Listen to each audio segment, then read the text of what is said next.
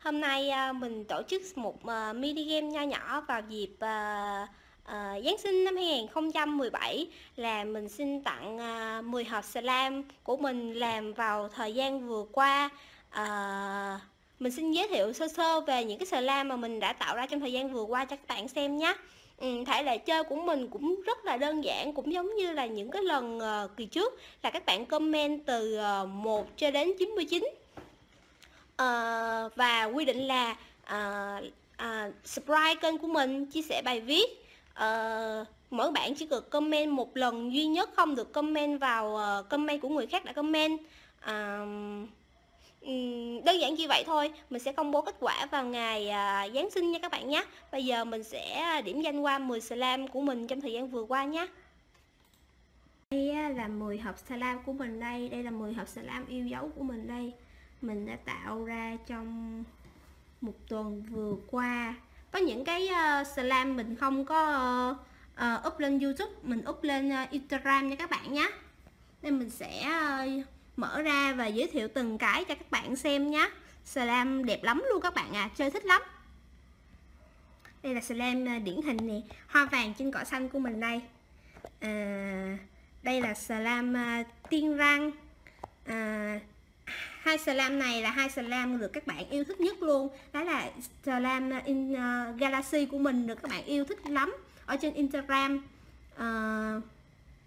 Thôi bây giờ mình sẽ giới thiệu qua từng cái nha các bạn nhé.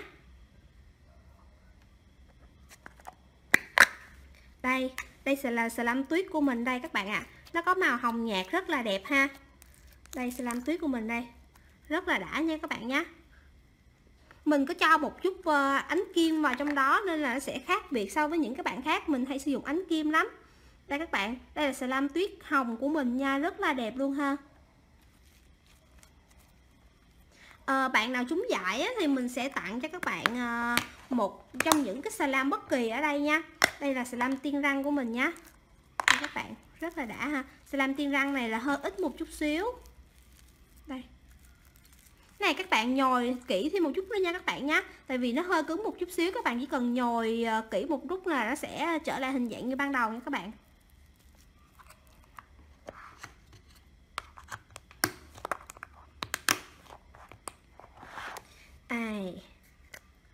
Đây là slime tuyết của mình, màu vàng rất là đẹp ha.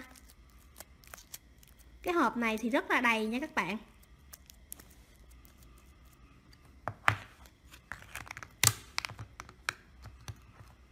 Còn đây chính là slime thứ tư của chúng ta.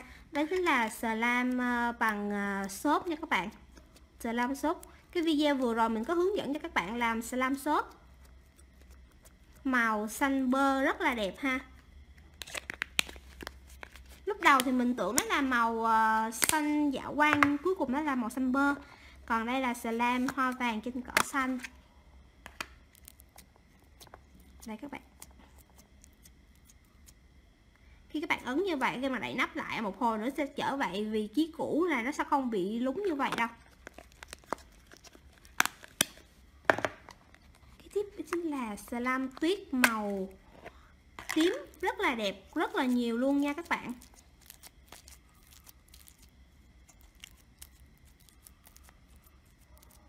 Rất là đã ha. Slime này mình bảo quản rất là cẩn thận các bạn ạ. Mình đã cho từng loại vào hộp. Tiếp đó chính là slime màu hồng cánh sen. Đây các bạn, rất là đã ha. Slime này là màu hồng với kim tuyến nha các bạn nhé. Wow. Đây là slime Galaxy màu xanh của mình đây. Được các bạn trên Instagram rất là thích luôn. Đây các bạn, rất là đã luôn ha. Bạn nào mà được cái hộp này là may mắn lắm luôn các bạn ạ. Khi các bạn đổ ra, trời ơi, cái màu sắc nó rất là lấp lánh luôn. Khi mình quay lên video như vậy các bạn không thấy được cái độ lấp lánh của nó đâu. Hộp này cũng là slime Galaxy nhưng mà nó có một màu khác là màu xanh nhé, xanh lá nha các bạn nhé, chứ không phải là xanh dương. nhưng cũng khá là đẹp nha các bạn.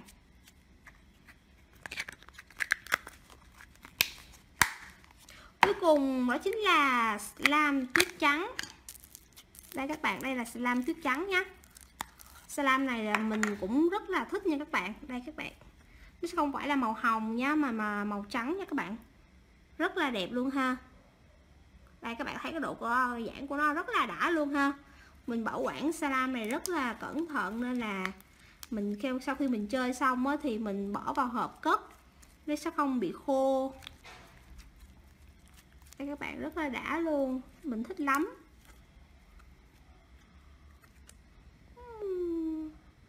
Slime tuyết này mình chưa up lên YouTube, nên là chưa hướng dẫn cho các bạn làm slime tuyết được. Chắc có lẽ một vài ngày nữa mình sẽ up cho các bạn xem. Cái này là mình có up lên Instagram rồi. Rồi mình cất vào hộp nhé. Rồi các bạn hãy nhìn lại một lần nữa 10 hộp slime của chúng ta trong lần game mini.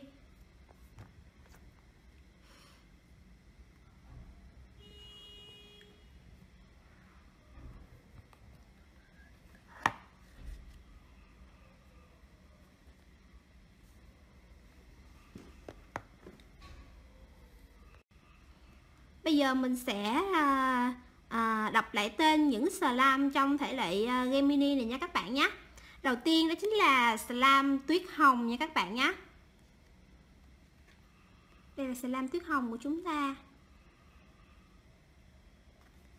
Thứ hai đó là slime tiên răng.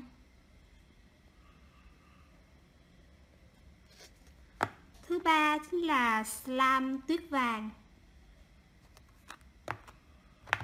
Thứ tư đó chính là slime màu xanh bơ với slime xốp.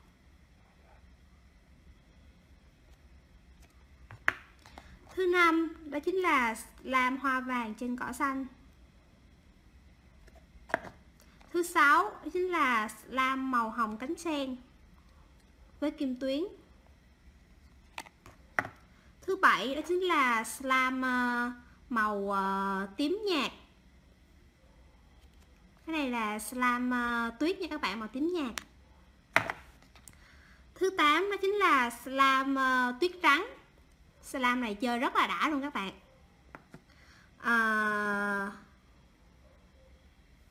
Thứ 9 đó chính là slime galaxy với màu xanh lá nha các bạn nhé.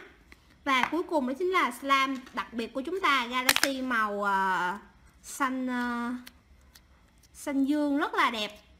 Cái này là nhiều bạn thích lắm luôn nè, mình đảm bảo luôn nhiều bạn thích cái này lắm. Bây giờ mình xin nhắc lại thể lệ chơi nha các bạn nhé.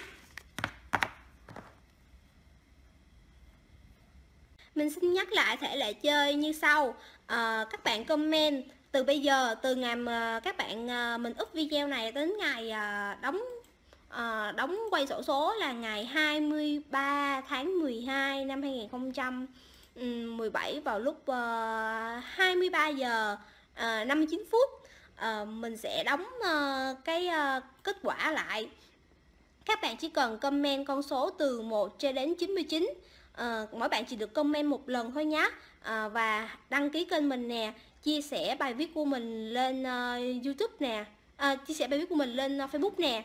Đó là những cái thể lệ chơi như sau. Nhưng mà các bạn sẽ không được comment vào cái bài viết mà các bạn khác đã comment rồi. Tại vì khi đó mình sẽ không có lọc ra được những cái con số mà chính xác. Khi các bạn comment, các bạn kèm cho mình luôn địa chỉ, họ và tên và số điện thoại nha các bạn. Khi mà vừa ra được luôn á, thì có được con số luôn á, là mình sẽ có địa chỉ đó, mình sẽ gửi hẳn qua luôn. Mà các bạn đỡ mất thời gian là mình phải xin lại cho bạn số điện thoại này, địa chỉ nè. Rất là khó khăn và hơi lằng nhằng khúc đó chút xíu. Chúng ta đỡ mất thời gian cho nhau. Đây là cái hộp mà xổ số của mình đây. Mình lấy cho các bạn xem, đây là hộp xổ số các bạn mình đây. Từ số 00 cho đến 99 nha các bạn nhé.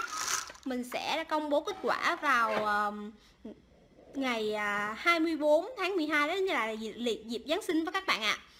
Bây giờ mình xin chúc các bạn may mắn, ai may mắn lắm mới được cái hũ Galaxy này của mình đây, mình rất thích cái hũ này luôn. Bây giờ xin chào tạm biệt tất cả các bạn. Bye. Chúc các bạn một mùa Giáng sinh vui vẻ, ấm áp.